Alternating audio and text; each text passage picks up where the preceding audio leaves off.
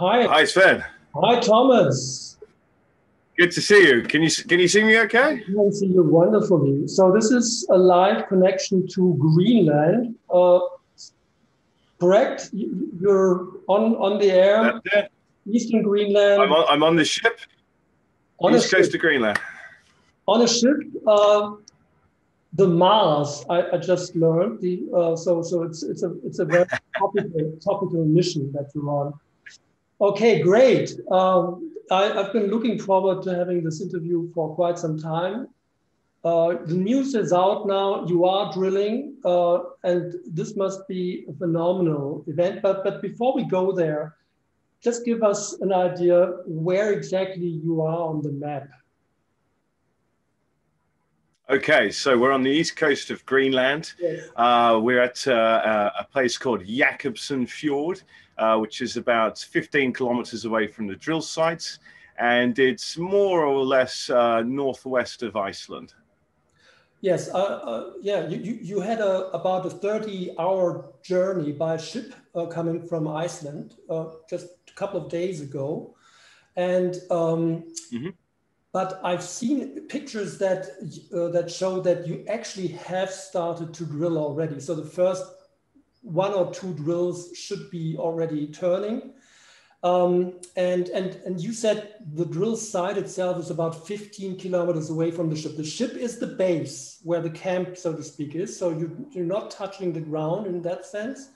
You're not establishing That's right. infrastructure, but how do you get to the 15, how do you travel the 15 kilometers by car or by what? So we do that traverse via helicopter. It can also be done by foot, but that's quite time consuming, obviously. So we use the helicopter. It's quite a short hop with only 15 kilometers. And then at the drill sites, we've got the 3 rigs out there. 2 are turning, and then 1 is the leapfrog rig. So it's set up on the next hole to minimize downtime. And we're doing 12-hour shifts, so 6 till 6, day shift, night shift. The helicopter goes, picks them up, and then also moves the rigs around. And it was rather efficient getting all the gear off the ship.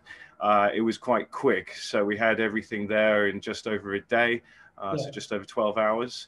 And immediately start turning. So it's very convenient having this ship. I mean, it's a one-stop shop. We leave Reykjavik, everything's on board. We get across to Greenland, and then we met the helicopters here. So one's for moving people and the cargo, the other one for the survey. And then as soon as we arrive, bang, offload, straight to site. And as I say, with the one-stop shop, we get straight to work. So the helicopter came from Greenland. You didn't carry that on the ship as well. So it was waiting for It came from Iceland. So, so the 2 helicopters flew from Iceland across, and the vessel has a helipad. And so it came across and then lands on the helipad, and the personnel don't need to get their toes wet. They just go straight on board the helicopter on the helipad. I thought the helicopter was waiting for you at the coast at least, but it seems to be more convenient even landing on the ship. Great. Wow. Yeah, we just did the timing. We just said, okay, so it takes 2.5 hours to get from Iceland. So when we were close to the fjord where we're anchored, we gave them a call, and then zoom, off they go. So no hanging around waiting for them. Yeah. So just fast forward a little bit, or let's say a little backward, actually. This is a dream coming true for you because you have been working towards this very moment since numerous years, actually 12 years almost, and you're now, I think, between 38 and 39, I guess, something like that. So quite a big chunk of your life as a geologist at least.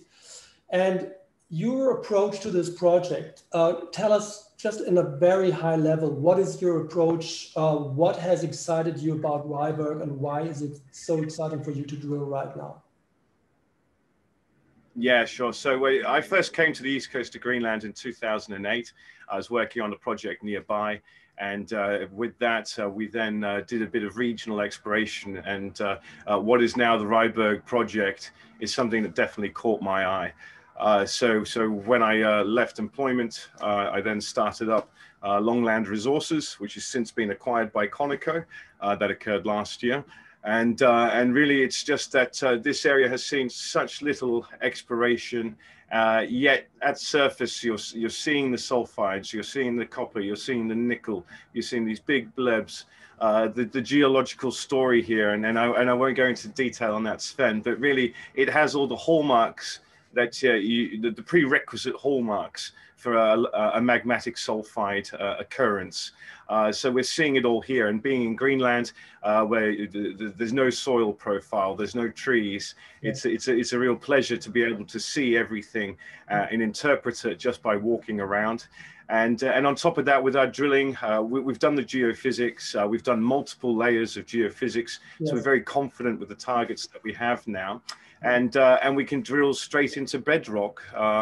You know, there's no 100-odd meters worth of overburden, so our drilling's very targeted. So yes, this year is extremely exciting because it's something I've been looking forward to since really since 2008, realizing this location's potential. Yeah, it is quite you know, amazing to think. This is a huge chunk of ground, by the way. It's 4,500 square kilometers large. You have just tested about 4% of it, and within that, as a postage stamp, so to speak, there is this Mickey prospect that you're currently drilling, which, you know, came up as the primary target to start with.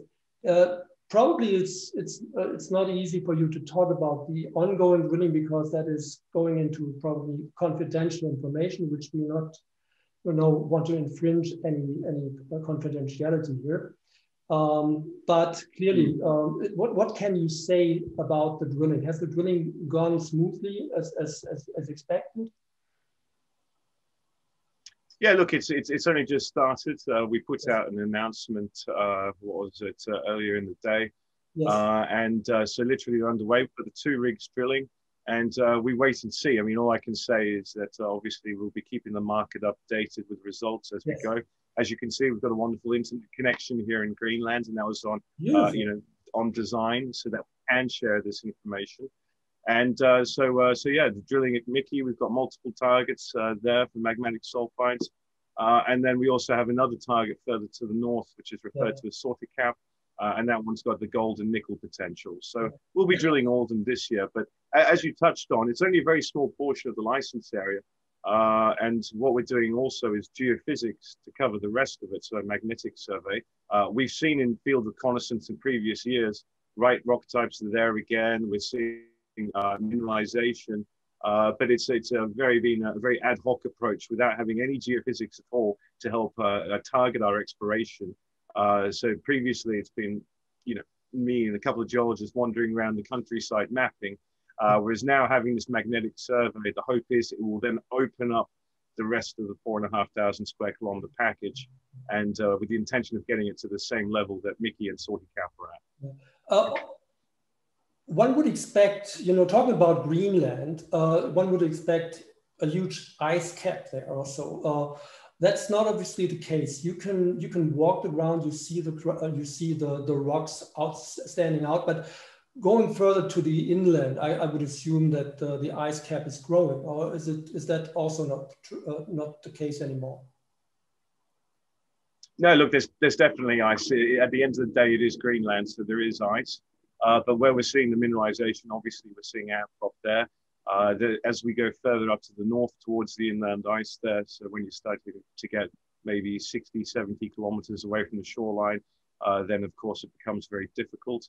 But where the areas that we're operating in, we've taken that into account and won't be going into anywhere there. It's obviously a pipe dream to see something occur. Yeah. Good. Well, you know, what strikes me is, you know, that East Greenland has not been explored. It's virgin terrain, so to speak, for geologists. Yet, logistic-wise, it's not that, doesn't seem to be that impossible because, you know, one knows of projects, let's say in Canada, where they have to build 100 kilometers of roads, including tunnels, to develop a project. In the case of the Mickey prospect, that seems to be 15 kilometers away from the coast, and even there is, you can anchor there with a vessel and the ship. How would logistics, eventually look like if that ever became? Well, look, well, the existing infrastructure is minimal. That there is a couple of kilometers away from where I'm sitting right now. So on board the vessel here, but just down the road, there's an airstrip, so we can receive aircraft here.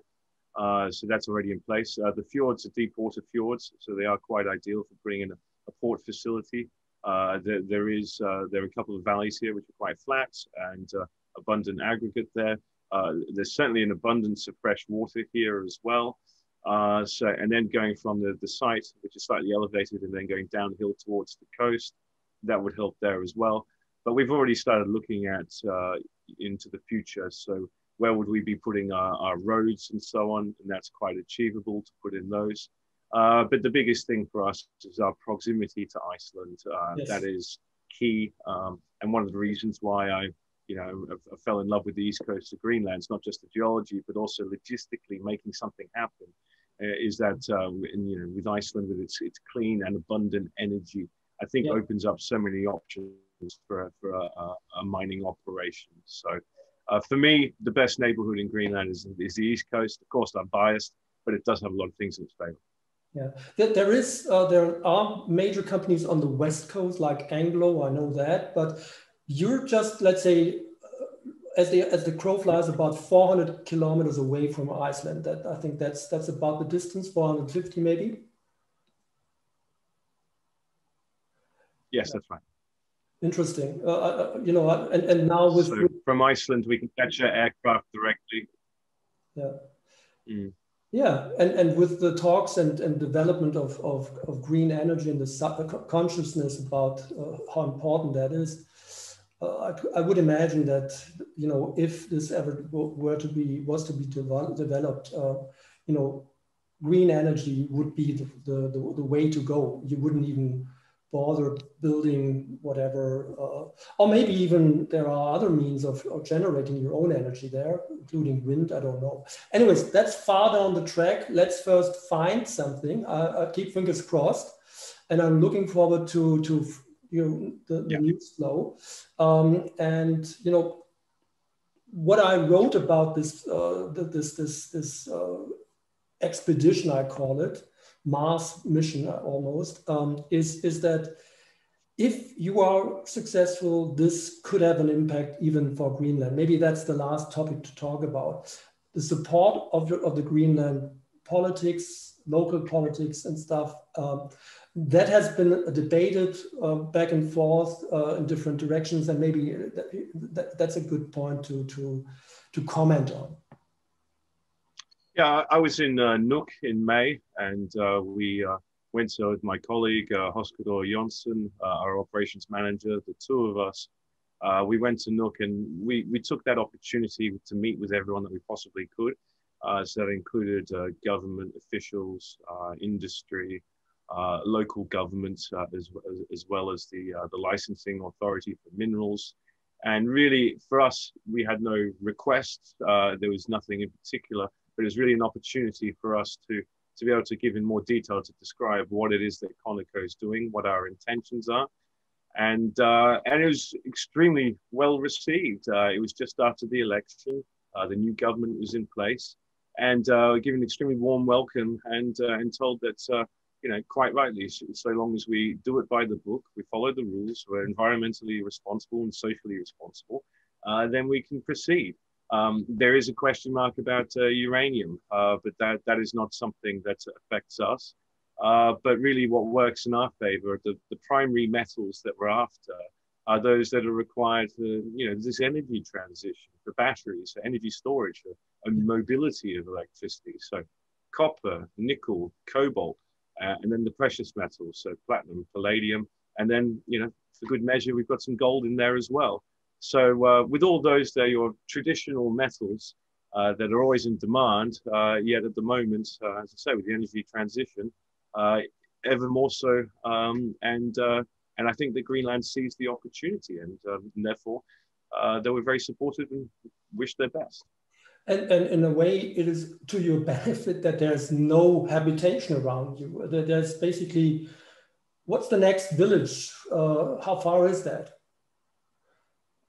The next village is in Ísafjörður, which is in Iceland. Oh, great. Okay. I think that concludes it. People are That concludes it very well for today. I really look forward to catching up maybe on a more frequent basis as you're making progress. Again, I keep fingers crossed here for you and your team. And by the way, you seem to have a great team, 16 people on the ship, something like that, including cook and there's actually with the crew, it's and the pilots, we're now up to, what is it, 26 people. 26 people, wow. Well, I really envy you there, you have the benefit of being at a real frontier here, and so I hope that people are starting to follow the story more. And again, best luck at your drilling. Talk to you soon. Bye bye.